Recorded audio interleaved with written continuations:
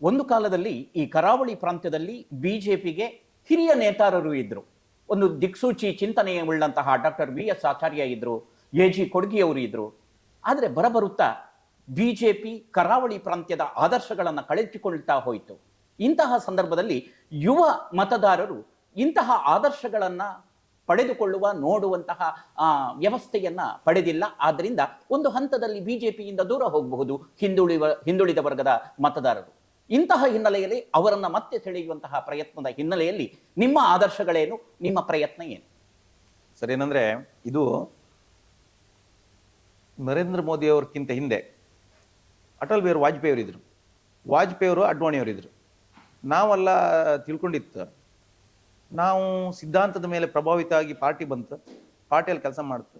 ನಮ್ಗೆ ಯಾರಾದರೂ ಪರಮೋಚ್ಚ ನಾಯಕರಿದ್ರೆ ಅಡ್ವಾಣಿಯವರು ಮತ್ತೆ ವಾಜಪೇಯಿ ಅವರು.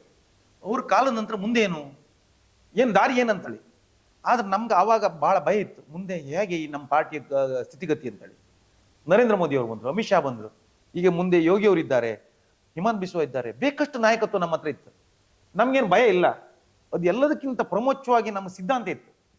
ಸಿದ್ಧಾಂತ ಎಷ್ಟು ಬಲಿಷ್ಠವಾಗಿದೆ ಅಂತ ಹೇಳಿದ್ರೆ, ಇವತ್ತು ಯಾವುದೆಲ್ಲ ಕಾರ್ಯಕರ್ತರು ನಮ್ಮ ಪಾರ್ಟಿಯಲ್ಲಿ ಬರ್ತಾ ಇದ್ದಾರೆ, ಅವ್ರು ಯಾರು ವ್ಯಕ್ತಿಗಳ ಮುಖ ನೋಡಿ ಬರ್ತಾ ಇಲ್ಲ, ಯಾವ ವ್ಯಕ್ತಿಗಳ ಮುಖ ನೋಡಿ ಬರ್ತಾ ಇಲ್ಲ. ಆದ್ರೆ ವ್ಯಕ್ತಿಗಳ ಮುಖ ನೋಡಿ ಬಂದವರಿಗೆ ಮಾತ್ರ ಇದು ಕಷ್ಟ. ವ್ಯಕ್ತಿಗಳ ಮುಖ ನೋಡದೆ ಸಿದ್ಧಾಂತದ ಹಿನ್ನೆಲೆಯಲ್ಲಿ ಬಂದವರಿಗೆ ಯಾವ ಕಷ್ಟನೂ ಇರುವುದಿಲ್ಲ.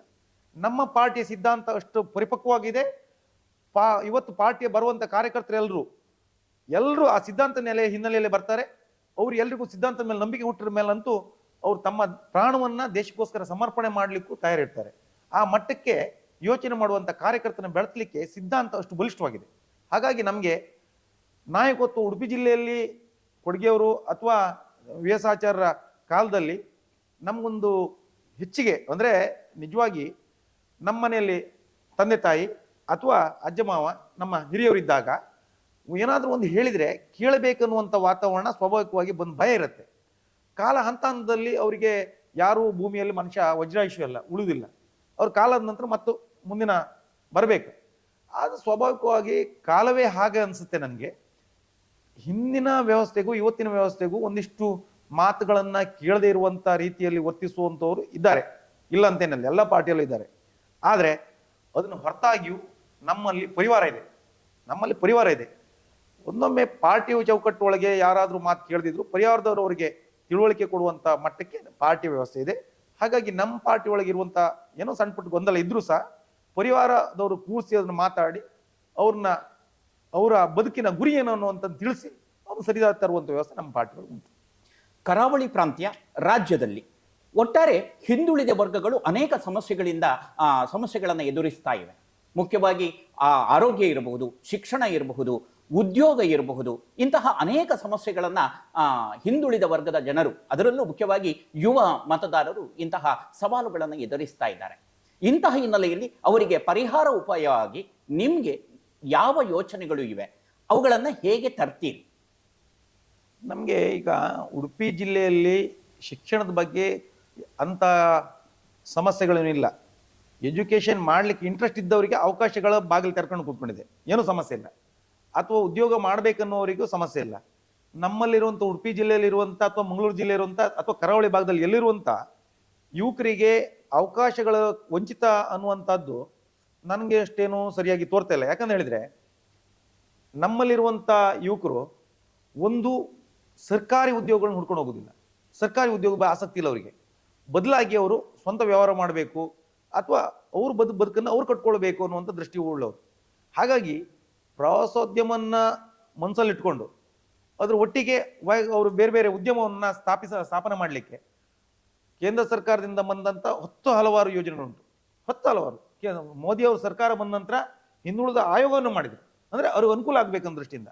ಆ ಕಾರಣಕ್ಕೆ ಹಿಂದುಳಿದ ವರ್ಗದವರು ಅಂತ ಏನಲ್ಲ, ಎಲ್ಲಾ ಜನರಿಗೂ ಯುವಕರಿಗೆ ಉದ್ಯೋಗ ಮಾಡ್ಬೇಕನ್ನೋರಿಗೆ ಉದ್ಯೋಗಕ್ಕೂ ಅವಕಾಶ ಉಂಟು. ಅದನ್ನು ಹೊರತಾಗಿಯೂ ನಮ್ಮ ಸ್ವಾಭಾವಿಕವಾಗಿ ಉಡುಪಿ ಜಿಲ್ಲೆಯಿಂದ ಬಂದಂತ ಯುವಕರು ಇವತ್ತಿನ ದಿವಸದಲ್ಲಿ ನನಗನ್ಸುತ್ತೆ ನಮ್ಮ ಕರಾವಳಿ ಭಾಗದಿಂದ ಹೋದವರು ರಾಜ್ಯದ ವಿವಿಧ ದೊಡ್ಡ ದೊಡ್ಡ ಸಂಸ್ಥೆಗಳಲ್ಲಿ ಇರ್ಬೋದು, ಅಥವಾ ಭಾರತ ದೇಶ ಬಿಟ್ಟು ಬೇರೆ ಬೇರೆ ದೇಶಗಳಲ್ಲಿ ಇರ್ಬೋದು, ಬೇರೆ ಬೇರೆ ರಾಜ್ಯಗಳಲ್ಲಿ ಇರ್ಬೋದು, ಉನ್ನತ ಹುದ್ದೆಗಳಲ್ಲಿ ಅವರೇ ಇದ್ದಾರೆ. ಅವರಿಗೆ ಅವಕಾಶಗಳುಂಟು. ಒಂದಷ್ಟು ಜನ ಉದ್ಯೋಗವನ್ನು ಬಿಟ್ಟು ಬಂದು ಸ್ವಂತ ಅಂದರೆ ಕೃಷಿಯನ್ನು ಮಾಡ್ಕೊಂಡವರು ಇದ್ದಾರೆ, ಅಥವಾ ಸ್ವಂತ ಉದ್ಯೋಗವನ್ನು ಇಲ್ಲೇ ಸ್ಥಾಪನೆ ಮಾಡ್ಕೊಂಡು 15 ಉದ್ಯೋಗವನ್ನು ಕೊಟ್ಟವರು ಇದ್ದಾರೆ. ಹಾಗಾಗಿ ನಮ್ಮ ಜಿಲ್ಲೆಯಲ್ಲಿ ಗುಳೆ ಹೋಗುವಂಥ ಪರಿಸ್ಥಿತಿ ಏನೂ ಇಲ್ಲ. ಬದಲಿಗೆ ನಮ್ಮ ಯುವಕರನ್ನ ಇನ್ನಿಷ್ಟು ಪ್ರಬುದ್ಧರನ್ನು ಮಾಡಬೇಕು. ಯಾವುದಂತ ಹೇಳಿದ್ರೆ, ಉದ್ಯೋಗವನ್ನು ಸ್ಥಾಪನೆ ಮಾಡಿ ಬೇರೆ ಬೇರೆ ಜಿಲ್ಲೆಗಳಿಂದ ನಮ್ಮ ಜಿಲ್ಲೆಗೆ ಈಗಾಗಲೇ ಬರ್ತಿದ್ದಾರೆ. ಆದರೆ ಅದರಲ್ಲೂ ವಿಶೇಷವಾಗಿ IT ಫೀಲ್ಡ್ ಇಂಥ ಈ ವಿಷಯಕ್ಕೆ ಸಂಬಂಧಪಟ್ಟ ಹಾಗೆ ನಮ್ಮಲ್ಲಿ ಅದು ಅತಿ ಹೆಚ್ಚಿನ ದೊಡ್ಡ ರೀತಿಯಲ್ಲಿ ಬೆಳವಣಿಗೆ ಆಗಬೇಕಾದ್ರೆ ಅಂಥ ಸಂಸ್ಥೆಗಳನ್ನು ಇಲ್ಲಿ ತರಬೇಕು. ಅದಕ್ಕೆ ನಮ್ಮಲ್ಲಿರುವವರೇ ಇನ್ನಿಷ್ಟು ಜನ ಬೇರೆ ಬೇರೆ ದೇಶಗಳಲ್ಲಿದ್ದಾರೆ. ಅವರು ಈ ನಮ್ಮ ಜನರನ್ನು ಗುರಿಯಾಗಿ ಇಟ್ಕೊಂಡು ನಮ್ಮ ಜಿಲ್ಲೆಯಲ್ಲಿ ಈಗ ಇಂಜಿನಿಯರಿಂಗ್ ಇರ್ಬೋದು, ಮೆಡಿಕಲ್ ಓದೋರು ಇರ್ಬೋದು, ಬೇರೆ ರಾಜ್ಯಕ್ಕೆ ಅಥವಾ ಬೇರೆ ದೇಶಕ್ಕೆ ಹೋಗ್ತಾರೆ. ಅದು ಆಗಬಾರ್ದು ಅಂತ ಹೇಳಿದ್ರೆ ನಮ್ಮ ಜಿಲ್ಲೆಗಳಲ್ಲಿ ಹಾಸ್ಪಿಟಲಿಟಿ ಇರ್ಬೋದು ಅಥವಾ ಇದಕ್ಕೆ ಸಂಬಂಧಪಟ್ಟ ಇಂಜಿನಿಯರಿಂಗ್ ಕಾಲೇಜ್ ಅದನ್ನೆಲ್ಲ ನಮ್ಮಲ್ಲೇ ತಯಾರು ಮಾಡಿದರೆ ಮುಂದೊಂದು ದಿವಸ ನಮ್ಮ ಜನರು ಬೇರೆ ಜಿಲ್ಲೆಗೆ ಎಜುಕೇಶನ್ ಹೋಗೋದು ತಪ್ಪುತ್ತೆ, ಅದರೊಟ್ಟಿಗೆ ಉದ್ಯೋಗ ಸೃಷ್ಟಿಗೆ IT ಕಂಪನಿಗಳು ನಮ್ಮಲ್ಲಿ ಬರ್ಬೋದು ಅನ್ನೋದು ನನ್ನ ಅನಿಸಿಕೆ, ಅಭಿಪ್ರಾಯ. ನಿಮ್ಮ ಯೋಚನೆಗಳು, ಒಂದಷ್ಟು ಚಿಂತನೆಗಳು, ಆ ಮೂಲಕವಾಗಿ ಸಿಕ್ಕಿರುವಂತಹ ಅಧಿಕಾರ, ಆ ಅಧಿಕಾರದ ಹಿನ್ನೆಲೆಯಲ್ಲಿ ಅವಕಾಶಗಳನ್ನು ಹಿಂದುಳಿದ ಜನಾಂಗಕ್ಕೆ ಕೊಡುವಂತಹ ಬಹಳಷ್ಟು ಯೋಜನೆಗಳನ್ನ ತರುವಲ್ಲಿ ಬಹಳಷ್ಟು ಪ್ರಯತ್ನ ಪಡ್ತಾ ಇದ್ದಾರೆ ಐರೋಡಿ ವಿಠಲ ಪೂಜಾರಿ ಅವರು.